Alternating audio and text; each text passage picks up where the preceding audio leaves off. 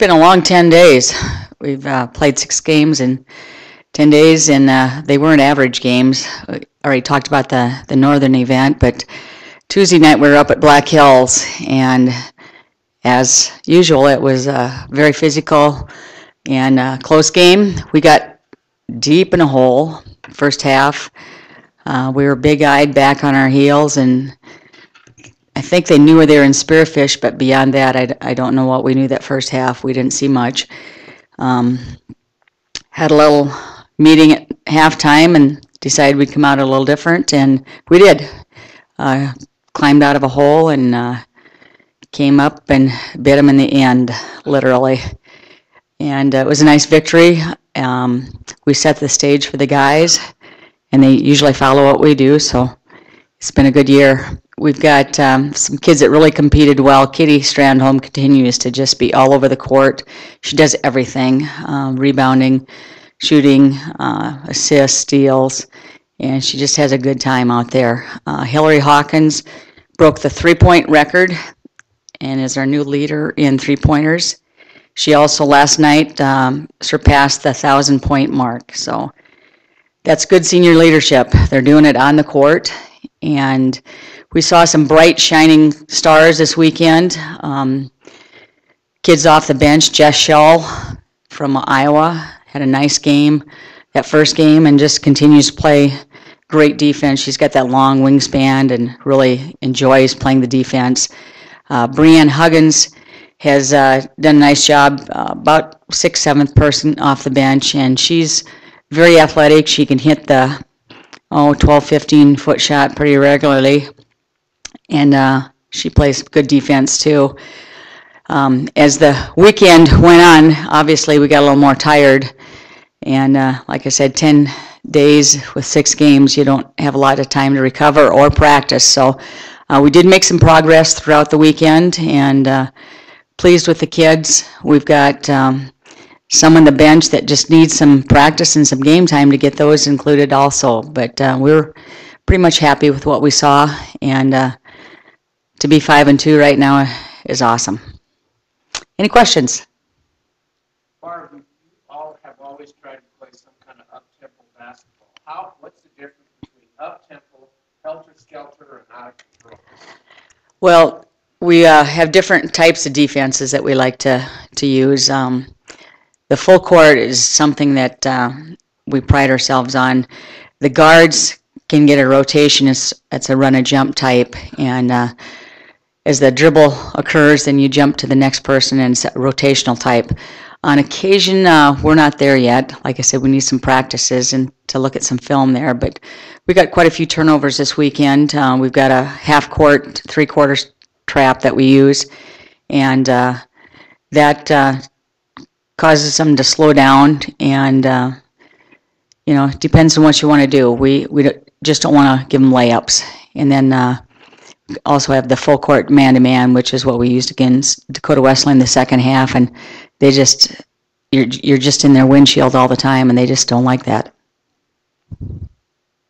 Are the 4 main freshmen Mm-hmm. that are really helping you? Mm-hmm.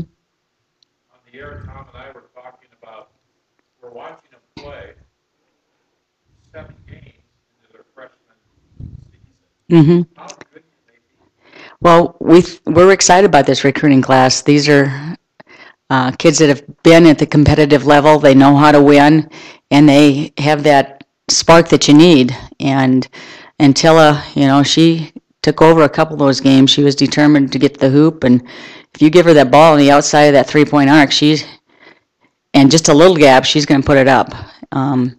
These kids are really fun. Lexi Long, she's used to playing high school minutes, and she plays full court defense, full court offense with people hanging on her, and she's just really come along. A couple of those games she wasn't hitting as well as she normally does, but she's deadly at the three-point line, and she took that game under her wing or the team under her wing and just scored that last basket against Wesleyan, and it's the nail in the coffin. They're not afraid. They're gutsy.